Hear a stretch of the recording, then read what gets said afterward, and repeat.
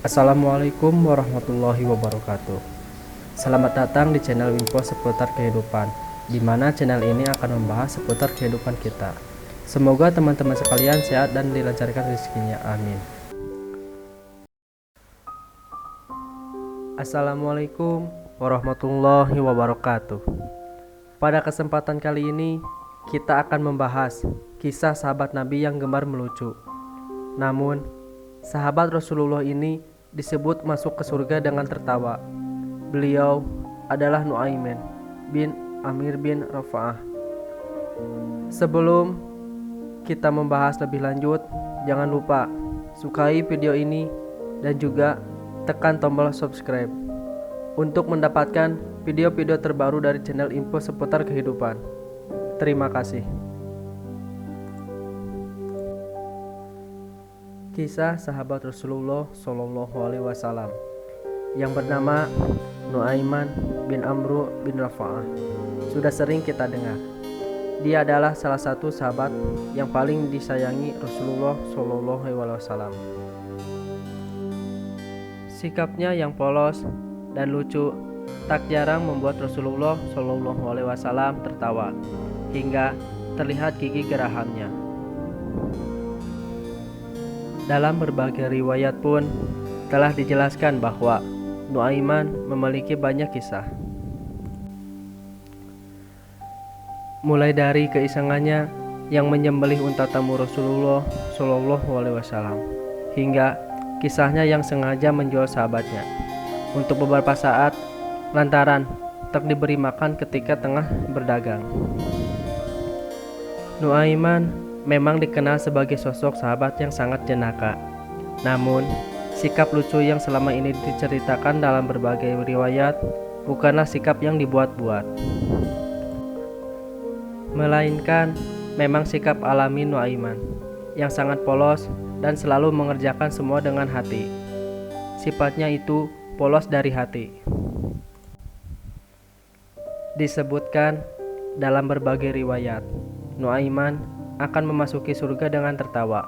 Hal itu lantaran ia sangat sering membuat Rasulullah Shallallahu Alaihi Wasallam dan para sahabatnya terhibur dengan sikapnya.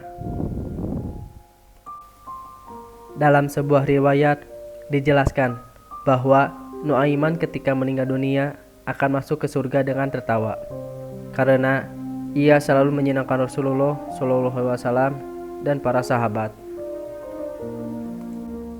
Sementara itu, salah satu kisah lucu Nu'aiman yang paling terkenal adalah ulahnya yang sengaja menyembelih unta milik tamu Rasulullah Shallallahu Alaihi Wasallam.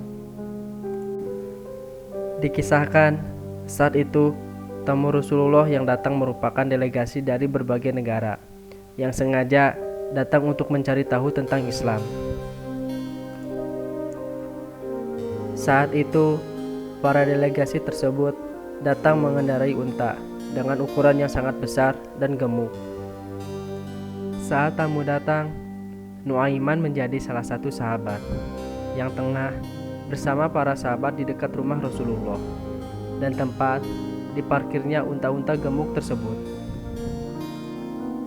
Saat itu, para sahabat sengaja bergurau dengan Nu'aiman agar menyembelih unta yang tengah diparkirkan di depan rumah Rasulullah Shallallahu Alaihi Wasallam. Tak disangka, Nu'aiman benar-benar menyembelih unta tersebut.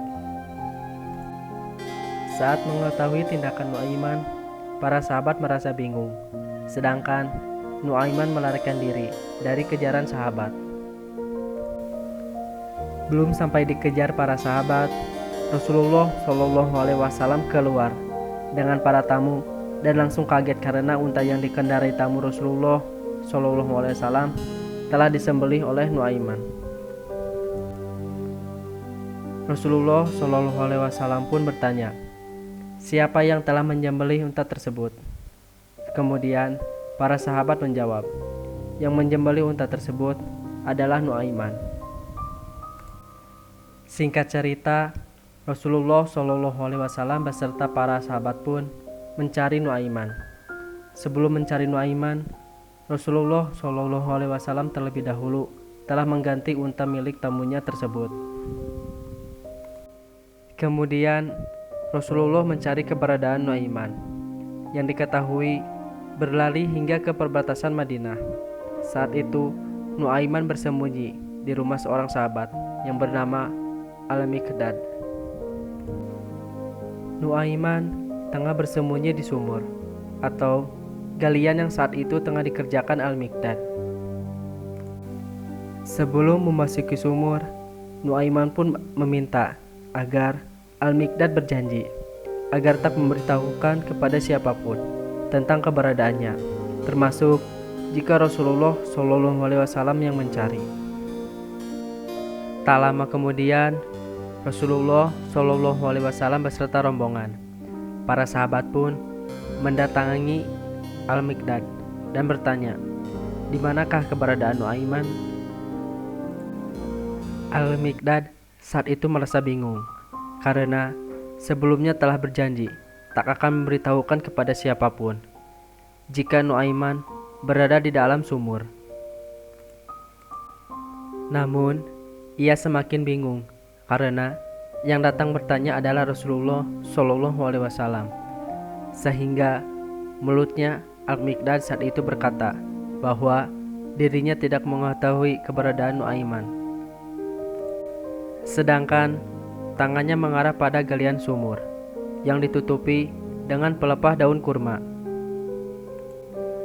Rasulullah Shallallahu Alaihi Wasallam kemudian menghampiri sumur itu dan membuka pelepah daun kurma yang ada di atasnya.